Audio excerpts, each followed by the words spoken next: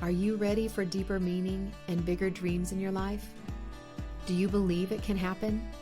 Amy and LoriAnn are here to clear the confusion and help you live life full out, guided by your inner wisdom to create, amplify, and align you with your highest self. Are you ready to attract a divinely blessed life? This is Living in the Faith Frequency.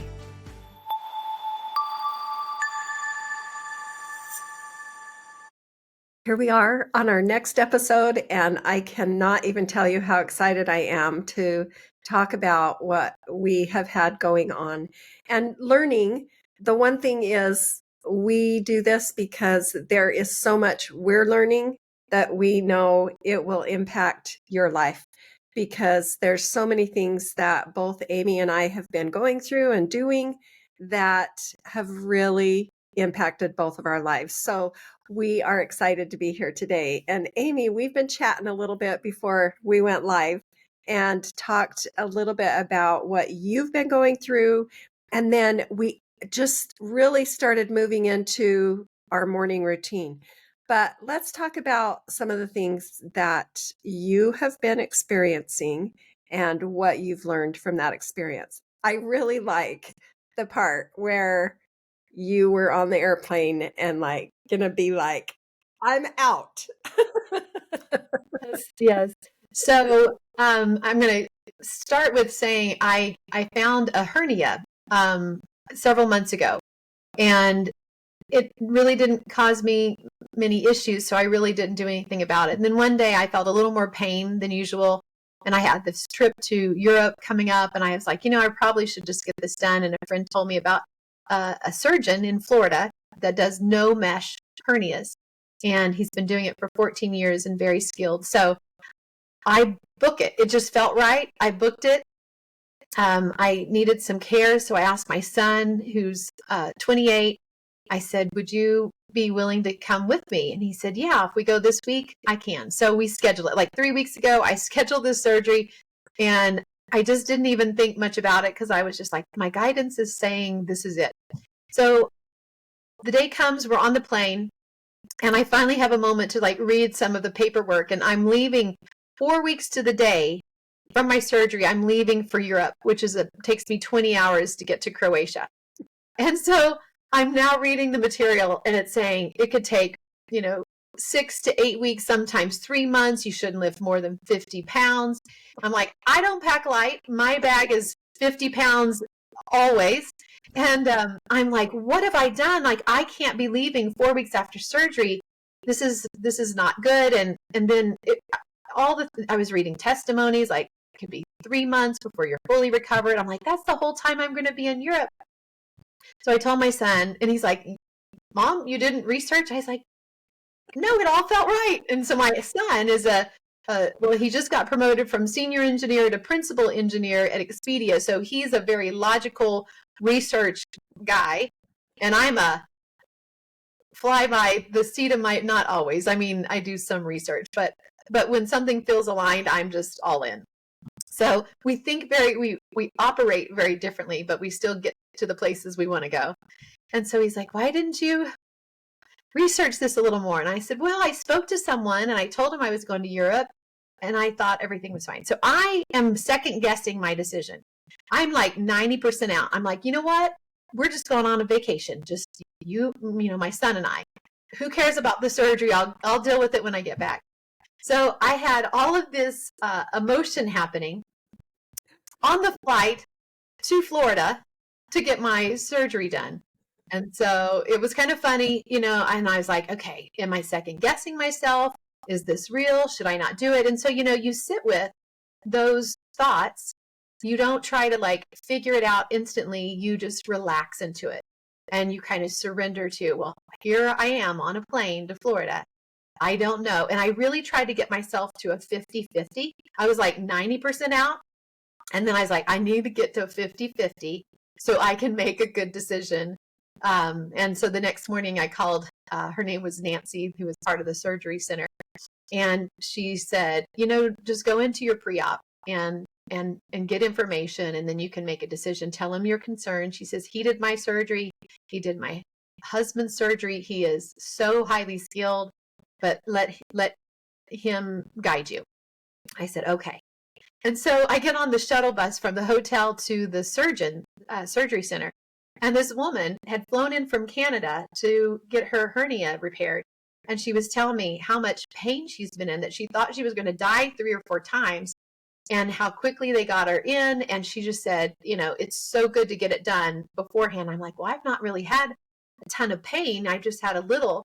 And she's like, oh, you're so lucky. She says, I literally thought I was dying. So she already kind of convinced me that my timing was probably a good thing. And then when I got there, the surgeon. I just have to say, I love how people are put in our path. Yes. That really will help us get really what we need. And a lot of times I just feel like those angels are put there just to give us that extra little, like, okay, you're okay. This is right. You can do this. Yes. Thank you for pointing that out, because that when we're in a place of uncertainty and we're second guessing ourselves, and then we just give ourselves the space to sit with it and not try to figure it out, it's amazing what God puts in front of us that helps us to light the path that is best for us. And so this woman certainly was. Her appointments were always right after mine. So pre-op, surgery, post-op, we were on the shuttle bus together, and she was very friendly, and she owned a hotel in Canada, and was just a lovely person. So she got me settled into, okay, this probably is good timing. And then once I met the surgeon and the staff, I was all in. And the thing I wanted to do when you're in a place of uncertainty and you're second guessing yourself is to give yourself that space and try to just be open and curious and guided to the right answers for yourself. And when I did that, then things just showed up that gave me the certainty that I needed. And I didn't try to make it certain, but my goal was to be 100%. Like whatever decision that you do make, you don't want to take the action until your mind has fully embraced it. Yeah. And that is the alignment that you're looking for. So that is what happened. And it ended up being a really great experience. I was so pleased with the surgeon. It was more intense than I thought. I had a hernia on both sides, and so it was pretty extensive. And I'm really having to take it easy. Like I'm only on day 5, I think, of my surgery. Wednesday, day 5. And what's been helpful is just slowing down. And even though I have a trip coming in like 3 weeks, there's a lot to do, but I'm like, I can't do anything right now. So taking a moment to really be in the present moment. And this is the other thing we were just talking about. When I was caring for John, I really learned to just be present and not try to figure out the future, because we didn't know if there was going to be a miracle or if he was going to pass on. And there was no way of me knowing. And I just had to live in today. And it was such a wonderful experience to just show up as my best self, let love flow through me, do all the things I need to do. Don't resist it. I embodied a willingness to just be with what life has given me, and to remember the love that John and I had, and to be that loving person still, as his body and his mind were deteriorating. And that's all I could do. And so there was this peace that washed over me. And I remember saying, I just want to feel this peace every day, because I wasn't trying to get somewhere. I wasn't trying to put pressure on myself to do this or that. I just wanted to be present to the love that was flowing through me and back to me, in whatever way I could allow it. So that's such a key message, is really when we're feeling all of the feels, and we get to feel all the feels. We're not trying to stuff them away or hide them or, not acknowledge them, but just be with them, sitting with them. And that doesn't mean you stop your life. It just means you get to acknowledge it. You get to be present right now.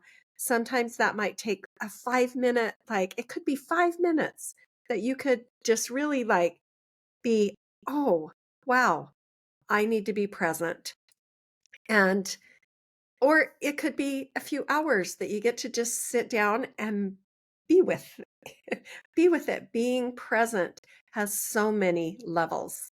I've been seeing that even with some of the things that we've been experiencing right now. Yeah. So I really appreciate that message that even our listeners can really sit with and think about is, what does it mean to be present? What does that look like? What does it even mean? And it can look very different for each person. For me, just being still, I'm not able to do a lot right now. But LoriAnn, she's got a lot on her plate before, because she's going to Europe as well, with me, traveling separately. But she's got a lot on her plate with a wedding and a baptism and a selling of a home and selling a car and preparing for talks. Like, she's got a lot going on. And she has started to really focus on a morning routine, which helps set the tone for your day. And LoriAnn, do you want to share a little bit about what you've been doing because you have so much going on?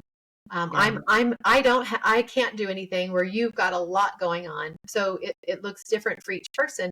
But when you do have a lot going on, sometimes that's when we really have to slow down and make space to prepare our mind and focus and find that state of peace, so we can go through our day and trust that things will fall into place. But what's your morning routine looking like now? Well, I have to say, I'm a morning person. So I always thought my morning routine was just like, hip hip hooray. It was perfect. I go walk on the beach. I get my exercise in. I listen to a podcast, or I read my scriptures or journal, or, like I just had this, I thought, robust morning routine.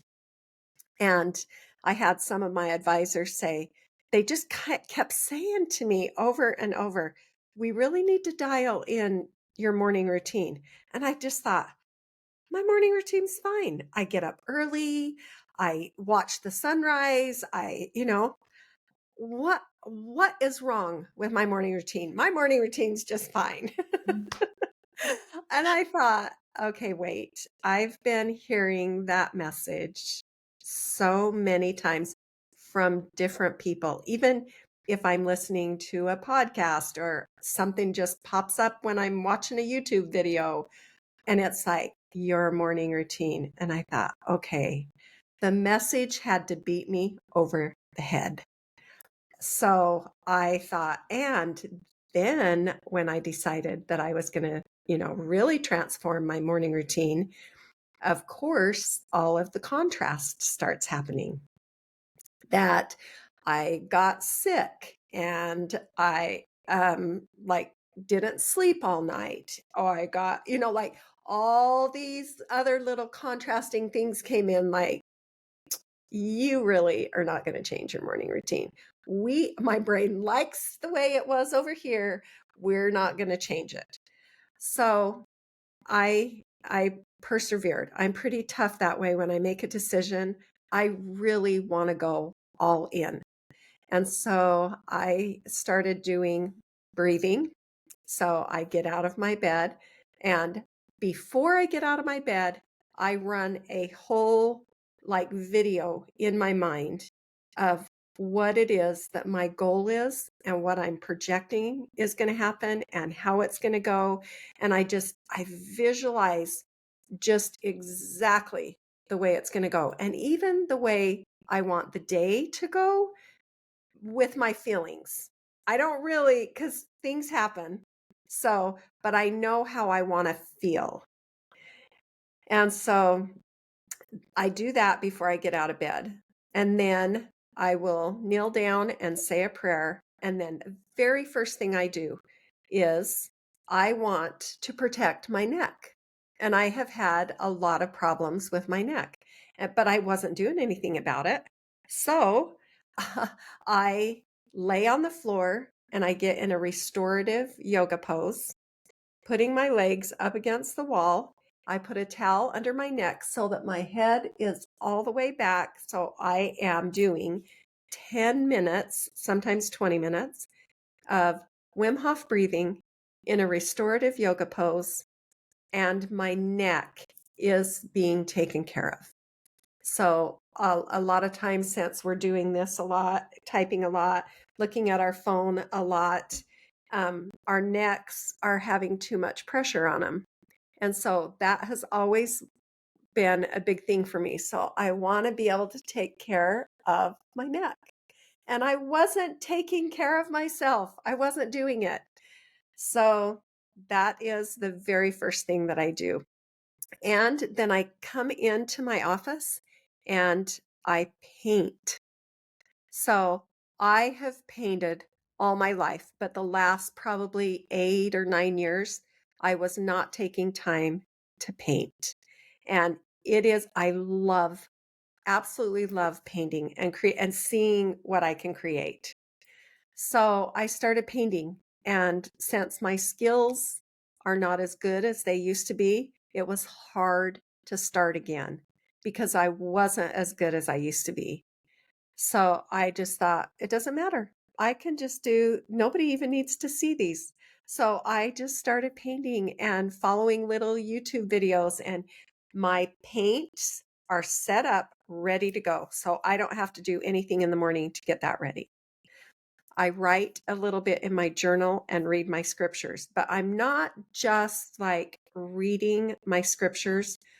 I'm like studying them. I'm not trying to rush through them just to say that I have read my scriptures.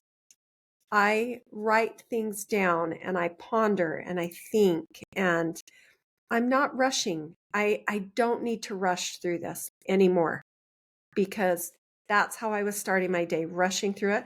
So then everything I feel like was adding cortisol into my system, and I was gaining weight. And I started doing this, and I feel like the weight is starting to fall off, not even just physically, but mentally. There's not as much pressure on my whole system. And that's my morning routine. I love all of that because you know, the one thing you were talking about before was rushing, you know, even maybe rushing to get to the beach for the sunrise, right? Oh, And rushing is resistance to life instead of really being in the flow. And what I'm hearing is the time that you're taking to care for your neck, even if it's 10 minutes, it's like you are tending to yourself, you're filling your cup up, because all of us give. And I think we give generously, whether we acknowledge it or not. I think we're made to serve and help others. It feels fulfilling, but we got to make sure that we're filling our cup up first. And so when we take the rush out and we tend to ourselves first, and our body and our mind and our spirit, we feel the sense of peace. We calm our nervous system down, which then opens this portal that allows you to receive the divine guidance that you need to get through whatever life has brought you. And that's what I'm hearing that you've done, is there's a slowing down. And it's so crazy when we slow down and really connect, our life actually begins to speed up because things fall into place and we can handle going 100 miles an hour because the trees have been cleared and we can go faster, versus when we are, you know, go, go, go, go, go. We're trying to dodge all the trees and we can't ever get our speed up because we're dodging so much. So I love that you are slowing down to truly speed up and allow things to unfold. I know I feel like I live a whole month almost in 1 week. And it's fascinating how much can occur, how many emotions, because all of our emotions are good. The contrasts are okay. Like when we can truly accept what life brings us and know that we're going to be okay, and we have the connection and the guidance to get us through whatever is on our plate. This is the enjoyment of life. And I think we're here to enjoy life, living in the faith frequency and our heavenly sexiness is how do we enjoy all of life and feel everything? All emotions are good. So I love that you had a little resistance to the new morning routine, but you were willing to give it a try, and you felt this peace, which is what you need with everything you have coming up, and your trip, you know, to another country is coming up. And And so we all have different things and we're in different places, and none of that really matters. It's how do we care for ourselves and tune into our guidance and have that trust and faith that things are going to work out for us, and that the better it gets, the better it gets. So I love that you are willing to listen and make the changes to bring the greatest experiences for yourself. Well, Amy, I learned it from the best. You've taught me a lot. Well, we all learn it from somewhere. So I've Yeah. learned from my mentors and coaches and Yeah. divine guidance. And so we just, passing it on and sharing life with one another helps us all get through things. So That you hit a really key part there that I hope people really capture, and that is we need mentors and coaches in our lives. And that's why we've been able to dedicate our lives to that in mentoring and coaching other people and, really helping. I like listening to Simon Sinek, and his one thing is always like lift the person on your right, lift the person on your left, and then you teach that. Everybody's helping everybody. And so I love that we do need those mentors and those coaches and people in our lives to help us navigate things, and we help each other. We learn from each other. yeah, we certainly do. I mean, I've been a coach for 18 years, and Yeah. all of the clients that I've worked with, I've learned so much from them for being, honest and vulnerable and being open to make changes in their life to Yeah. become better, because we attract everything in our life. And so when our outside world feels a little chaotic, it's going inward to make those changes. And so I've learned a ton from my clients and helping them. And I think as you help enough people, you help yourself. So I think the more we continue to serve, assist, uplift, whatever you want to call it, and give that to ourselves, we all get to elevate to these higher frequencies. It's an amazing time to be alive, and we're learning so much about ourselves and how to manage life at a faster pace. And so as you tune into this Faith Frequency podcast, we want to continue to give you information that will elevate and expand your world into a beautiful place that you can enjoy being who you are and share your gifts out into the world. So stay tuned, hit subscribe, and join us next time. Thank you. Thanks for tuning in to Living in the Faith Frequency. Keep shining, keep aligning, and keep trusting your inner guidance as you live your life full out. We are here to guide you as you step confidently into your faith journey.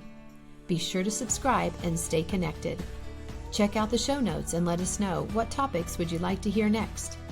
On behalf of Amy and LoriAnn, we want you to keep talking, keep dreaming, and keep feeling blessed.